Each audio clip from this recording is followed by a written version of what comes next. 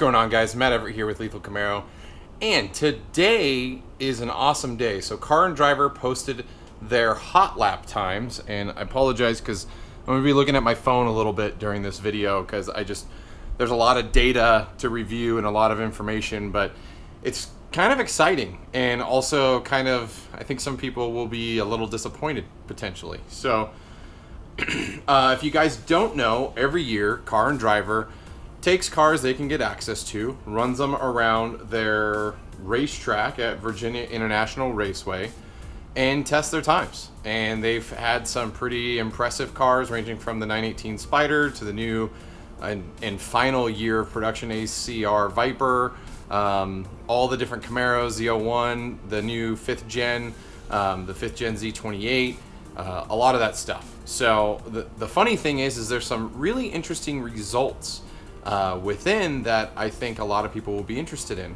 And some of that has to do with the 5th gen Z28 beating the GT350R by 1 second, or 1 second and some tenths, which was kind of funny because that car, the GT350R, was hailed as the Z28 beater, but obviously the 2015 Z28 still held its ground against that brand new car. But a lot of people were hoping that the 2016 Camaro SS 1LE package would throw down better numbers than the 350R, and it didn't. So the interesting thing was the GT350R did a 251.8, and the 2017 Camaro V8 1LE did 254.8. So that gives you a 3-second delta between the two. Now, the one thing I wanted to highlight was the Z28 did 250.9, which, you know, was roughly a second, or, you know, 9/10 of a second faster than the GT350R. And that's that number alone is pretty exciting. So unfortunately, the 2016 SS 1LE is is showing to be a little bit slower than the 350R. Makes me wonder how the AA Auto with bits from the 1LE would perform on the track, considering the A8 Auto does throw down some better tenths of a second, and I don't know how that would rack up over a full track lap, but it could potentially be faster. I don't know, it's speculation. But one of the things that's interesting was seeing that the 2017 Chevy Camaro V6 1LE was actually not all that far behind the V8 1LE. So again, the 17 SS 1LE was 254.8, and the V6 1LE was 3 minutes and 4 seconds even. So that is a delta. What is that? 10 seconds? Less than 10, or a little more than 10 seconds. So, but 10 seconds is it's a lot of time. But it's a V6. A V6 is in the threes. I mean, looking at the history, let's just go. So what was it? It was 304. So let's scroll down. I mean, you're in the ranks of a 2016 Dodge Charger SRT Hellcat, a 2007 Corvette Z51, a Porsche Boxer. The one car it was just behind. It didn't beat. You're talking by 1/10 of a second. Is the new Ford Focus RS, which is obviously a much lighter car. Power to weight ratio is pretty impressive on that vehicle.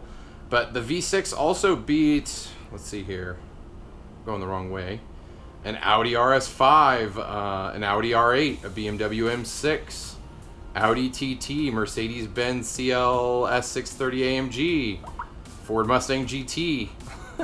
The V6 1LE Camaro beat the V8 GT. Ford Mustang. Yes, that happened. I'm sorry, Mustang guys. That's not... You have a cool car, but our V6 beat you. Like, what's up with that? BMW M5. I mean, the list goes on. I mean, there's just so many things tested here. I mean, but out of the cars that were tested, the Camaro beat the Audi R8 V10, the BMW M2, the Dodge Charger Hellcat, the Focus RS, the Camaro V6, the Lexus GSF, and the Audi TTS. Now, cars that were slightly faster were the Porsche Cayman GT4, the M4 GTS, the Mustang GT350R, the Acura NSX, the McLaren 570, Corvette Grand Sport, Porsche 911, Ferrari 488, in the Dodge Viper ACR. So I don't know. I don't know about you guys.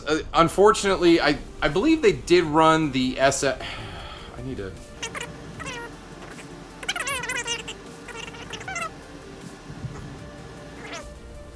So on this list from over the years since they've been doing this, I do not see the stock SS for the 2016 model year. And I don't think they actually ran it, if my memory serves me right. I mean, I see a lot of Ford Mustang GTs, Lotus, Audi, BMW, Cadillac, Shelby GT350, the 2011.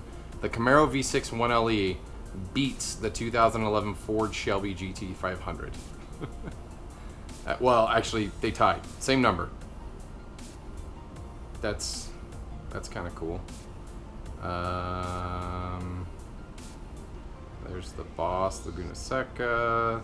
Yeah, I don't see the regular Camaro SS in here. So, unfortunately, we don't know how just the base SS or 2SS runs with A8 Auto.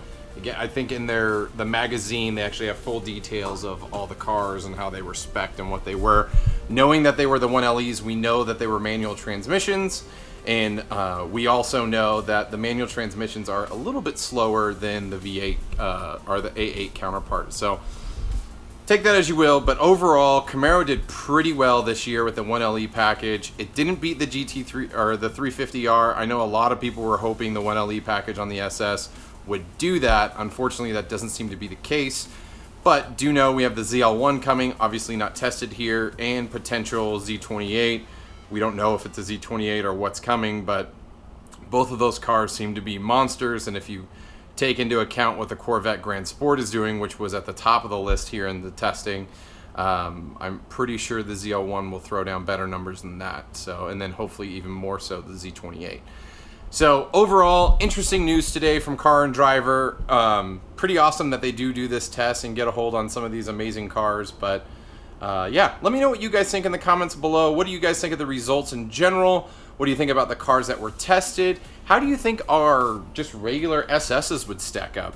I have a feeling the regular SS would probably beat a V6 1LE Camaro. So I'm sure we're somewhere in between that line and the 1LE SS.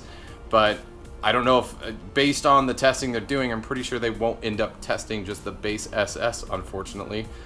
Maybe if enough of us cry about it, they'll do it. But I'm pretty sure GM's always going to push forward their newer vehicles that are coming out. So I'm kind of shocked the ZL1 wasn't tested, considering it's out there and whatever. But outside of that, guys, thanks for watching the video. Again, let me know in the comments below what you guys think of this news or the results in general. Are you excited? Was it impressive? Were you depressed? Were you one of those guys that thought the 1LE SS was going to beat the GT350R around the track? I don't know. Let me know. I think the GT350R is a beast of a car, but with its price point, I think its direct competitor is either the Z28 or the ZL1. But I think it's the other way around. But again, Mustang's doing some crazy stuff with the GT500, which has been spied and seen. So I don't even really know how to line these cars up anymore. It's getting confusing based on how they're packaging them and what's in them. But whatever. We'll save that for another day. But again, thanks for watching the video. Likes, comments, shares, always appreciated. And subscribe's even more so. And until next time, guys, I'll see you on the road.